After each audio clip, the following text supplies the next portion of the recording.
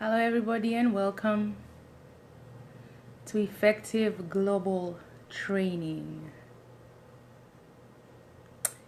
Welcome, this is Shiko from Effective Global Training.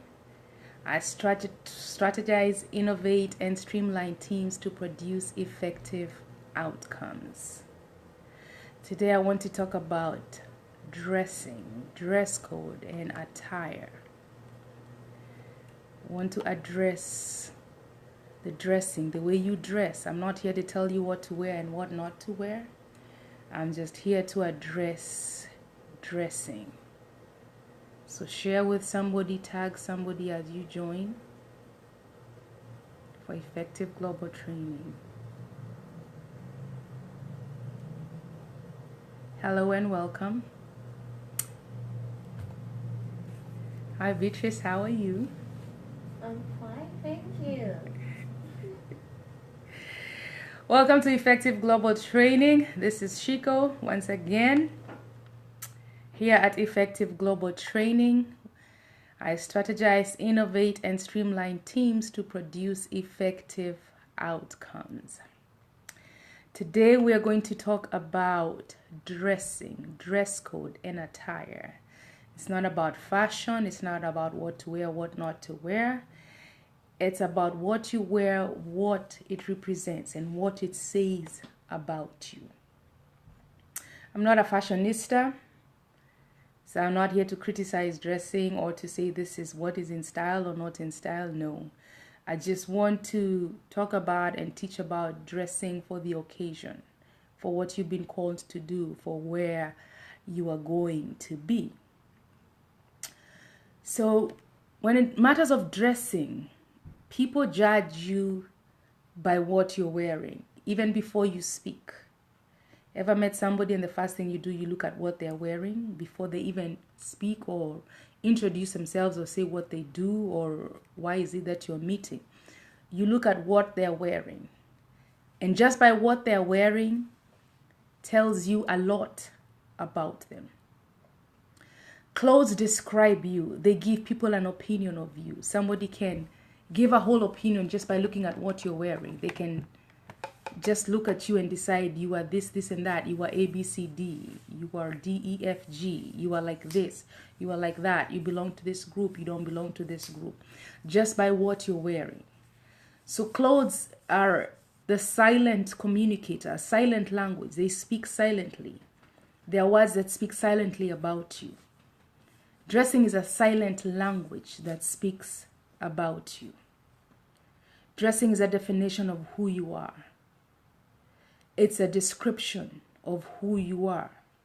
You know, people can describe you and say you're a wonderful person, you're a good person, you're A, B, C, and D, but you're dressing.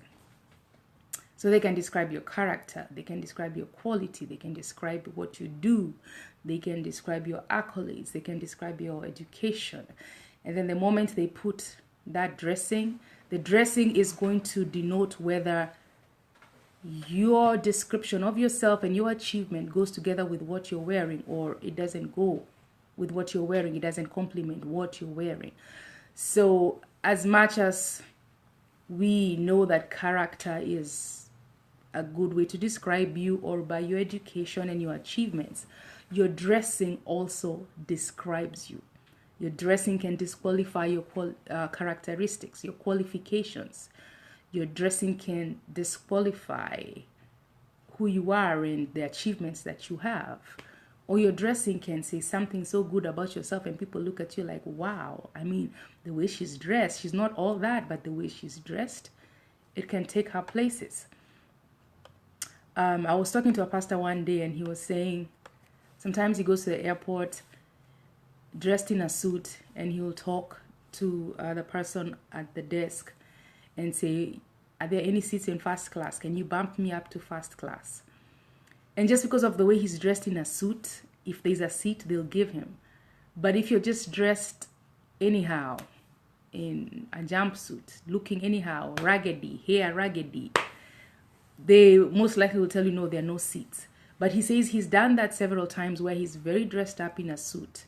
And the moment he says, if you have a seat in first class, can you bump me up? And when they have a seat in first class, they call him just because of the way he's dressed. They don't want to know whether he's a multimillionaire or anything or what he does. He was dressed for it. So what you wear tells a lot about you. And also how you wear it tells a lot about you. You can make a statement by what you're wearing. You also need to dress for the weather. You look at the weather and you dress according to the weather. But I want to dwell more on dressing for the occasion. What occasion are you going to? What function are you going to? How are you going to present yourself? Is it a job interview? Is it a church service? Is it just a function? Is it a wedding? What are you going to wear? And if we look, even in the Bible, dressing was also really, really important. And dressing communicated a lot of things. Like royal robes were worn by kings to distinguish them from the commoners. So if you wore a royal robe, then we knew you were royalty, you were a king, or you were part of the king's family. Sackcloth, which is really an uncomfortable material to wear, that's really hard and tough and rough.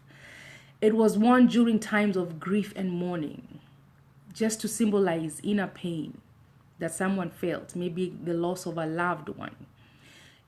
Sackcloth also shows repentance. It also shows that you're in mourning. We know that many people in the Bible, when they were fasting, they would wear sackcloth. So when somebody's in sackcloth, you know they're fasting. You know they're repenting about something or they're mourning something. Even prostitutes also in the Bible had a certain way they would dress. And people would recognize them by the way they are dressing. They would know, okay, that is a prostitute. I can go to her or stay away from her. Leather belts were a sign of poverty or just a sign of showing discipline and you're avoiding some forms of indulgence or just for religious reasons. Like Elijah and John the Baptist, they wore leather belts. And if you also look in the Bible, the color white symbolizes purity. At the Transfiguration, Jesus, his clothes became white as light. In the book of Revelation, Jesus describes the attire of those who have been found worthy to rule him as wearing white. Jesus is also usually seen wearing white. Even the angels are described as wearing white. So you see, clothing really describes it. It's a communicator. So here in the Bible, if you see white, it's purity, it's Jesus, it's the angels. If you see somebody in leather, a leather belt, like Elijah and John the Baptist, you know, it shows that it's a sign of poverty or they're going through a severe discipline where they're avoiding some things, you know, are just a life set apart. If you're wearing sackcloth, you're showing that you're in mourning, you're fasting. If you're wearing royal robes, then means you're a king. So clothes is a way to communicate. It describes you. It says who you are. And we've seen the significance of it in the Bible. And if we look at modern day, if you look at a policeman, if you see a policeman, you know that is a policeman. That is a sign of authority. So you know when there's a policeman, you behave well. You know you don't want to be caught doing the wrong thing. Why? Just because of what he's wearing. Same as people in the military, people in the FBI. You can tell. There's a policeman, that is an FBI, that's somebody from the SWAT team, that's somebody from the army, that's somebody from the Marines. And because you know who they are by what they're wearing, then you can go to them for help, or you can, you know how to conduct and behave yourself. So you see how loud clothes speak. It's like a silent language, but it's really, really loud. It really shows a lot.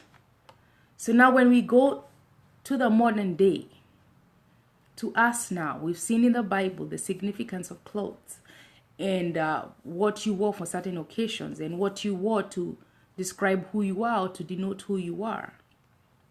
So that means even now in the modern day, clothing and dressing and attire is also really, really, really important. So what you wear describes who you are. It defines who you are. You speak a language by what you're wearing. So what should we wear and what should we not wear? You need to look at the occasion. So we're just going to look at, we're not going to specify which occasion, whether it's church, whether it's a business, whether it's a wedding, whether it's an interview. We just want to talk about how to dress in a way that people don't misjudge you, in a way that people look at you and don't get mixed reactions or mixed feelings, or it doesn't send mixed signals. Because language, again, dressing is a language. It speaks a lot. So for example, if you wear clothes that are revealing, it's going to send mixed signals. If you're showing parts of your body. Like for example, people in jail, it's said that the ones who sag their pants, it's just a way of showing that you're available for a homosexual relationship. That's what they say. I don't have proof, but that's what they say. But you see, they use their clothes to communicate. You're not going to walk around saying, yes, I'm a homosexual or this. No. You're just going to sag your pants and they know, okay, that one so-and-so is available. If you're a lady and you wear clothes that are revealing, people may look at you differently. You may find men hitting on you or trying to talk to you or trying to put you in a corner. Why? Just because of the way you are dressed. So if you're a woman, avoid like showing too much skin. Even in business, even in interviews, they tell you if you go to an interview or a business meeting and your body parts are the ones that are sending too much attention, people are not hearing what they're saying because all they're doing is looking at your neckline that is too low, or at your cleavage, or your skirt that is so hip hugging. When it takes off the attention of what you're supposed to be doing, talking about in that meeting, then that is not good. People should not shift their attention from what you're saying or what is being discussed to what you're wearing. The moment attention is shifted, then that means your clothes are talking too much. Your clothes are louder than what you are saying. A study published in Psychology of Women indicates that dressing too sexy has psychological impacts on your colleagues, particularly women who hold high-level positions. Wearing attire that is deemed sexy are perceived to be less competent, no matter what their skill set may be. That is something that I have read. I can't remember where I got it from, but you see, your dressing also speaks a lot. It perceives who you are. They look at you and they think because of the way you're dressed, then you have high-level skills or you have low-level skills. Sometimes we see people are being passed for promotions just because of the way of what you're wearing. Because what you're wearing is it's kind of perceiving who you are, and they're describing you by what you're wearing, looking at you and saying, oh, by the way she dresses, I don't think she's that skilled, or she's very skilled, she looks very, very nice. When choosing what to wear, you need to also consider movement and sitting down. Because you can wear something, it looks very nice, and the moment you begin to walk, the moment you begin to move, your skirt starts rising up, or things start moving in different directions and moving up, moving down, moving sideways. So as you're trying to find something to wear, going for this occasion, consider your movement. Will you be able to move freely? Because the moment your clothes become uncomfortable, they begin moving up or down or sideways. Now you shift your focus to what you're wearing, and then now you start pulling it down or pulling it up or pulling it sideways. So the moment you begin to do that, it says a lot about you. It says that you're not confident. It says that you're distracted and you really don't know how to choose what you're wearing. It shows that you're not comfortable with the setting. So as you're deciding what to wear, always consider movement. Will I be able to move? Will I be moving? Will I be standing in front of people? Will I have to walk and people will be watching me? Am I going to be in a room where I have to walk around giving a presentation? Because now when you shift your focus to what you are doing, to what you're wearing, and you begin to move and adjust your clothes, then everybody that is listening to you is going to start looking at what you're wearing and trying to figure out, why did you wear that? It is so uncomfortable. It is too short. It is too long. It is too tight. It's bothering you. So it takes away your confidence. Whatever you are doing, now you become distracted. It shows that you're distracted and that you did not plan well. Sometimes when we sit down, when you wear whatever you're wearing, you look fine. But the moment you sit down, a shift happens. The skirt rises up a little bit higher and moves to the side. The blouse goes lower. Many things happen when you sit down. It's different from when you're standing. So also when you're choosing what to wear for the occasion you're going to, consider how you're going to sit down. And when you sit down, how does your outfit look? How does your dress look? Is it speaking? What is it saying about you? Are you going to sit in a way that you're uncomfortable? You're going to keep moving and pushing and pulling. And that way, once again, it shows that you're not confident, you're distracted. And now people will start looking at you and wondering, why did you wear that if you're not comfortable with it? So as you're choosing what to wear, always consider movement and always consider sitting. All that. Because you will leave your house thinking you're looking very nice, and the moment you get out there and you sit down, wonders happen. Or sometimes you get up and something was too tight and a button pops, a zipper pops. So always remember that. I always like to do like a rehearsal. Before I leave the house, I'll sit, I'll stand, I'll walk, I'll jump. I'll just do some movement to just make sure that everything is in place. And when I move, everything is in place. Because you do not want to be up there talking or somewhere in the midst of people, and the moment you begin to talk, you begin to adjust your clothes. That is not good. So do not wear anything that causes attention to your dressing. The moment people focus on your dressing, they will not listen to what you're saying. They will not hear what you're saying. If you're in a job interview, then you're messing yourself up because they will not listen to you. They will not listen to your qualifications. If you're at the church and you're ministering, you're speaking up there, you're singing up there, the moment people begin to focus on what you're wearing, then they will not receive the word. They will not receive what you're singing. They will not receive what you are saying. So always make sure whatever you are wearing fits the occasion. Remember, your clothes are going to speak a lot about you. You may open your mouth, you may say all these wonderful things about you, but whatever you're wearing may destroy what you are saying. It may give a bad picture. Or sometimes people will be like, wow, I mean, the way she was dressed, you would think she's the president of something or she's a CEO. Your dressing speaks a lot about you. So as you dress, imagine people are describing you by your dress code. What are they saying about you? For those that have come in late, I began by saying that even in the Bible, dressing was very, very important. Kings wore royal robes. Why did they wear royal robes?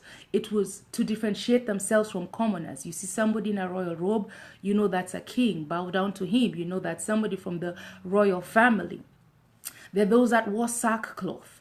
That shows they were fasting or they were mourning. They were in pain. They had gone through a loss. Prostitutes also had a certain way of dressing. That's Genesis 38, 14 to 15, Proverbs 7 and 10. Then leather belts. Elijah and John the Baptist wore leather belts. This was a way to show a sign of poverty or a sign of self-discipline. The color white symbolizes purity. Jesus is seen as wearing white at the Mount of Transfiguration. Even in the book of Revelation, those who are found worthy to rule with him are wearing white. Angels are wearing white. So even color matters. So remember that dressing is a language. It's something. A lot is said by what you're wearing. People judge you by what you're wearing before you even speak. It is the silent language. So always know, even as you're presenting yourself, people are looking at you and what you're wearing. They're judging you by what you're wearing. They're putting you up the scale, up or down, because of what you are wearing. So always dress well, dress for the occasion. Always remember, as you're dressing, consider movement, consider sitting, consider standing up. Do your own dress rehearsal in the house. Sit, stand, run, jump. Make sure whatever you're wearing is comfortable. Because the moment you're uncomfortable with what you're wearing, you shift the attention and the focus on what you're saying to what you are wearing. Thank you so much all for joining. This is Shiko from Effective Global Training, where we train teams. And I trust that you have learned something today. Please share this video with everybody around there, those in ministry, those in business, because dressing, we all wear clothes. Dressing is something that affects us all. So I just want to say thank you for joining, and may the Lord bless you.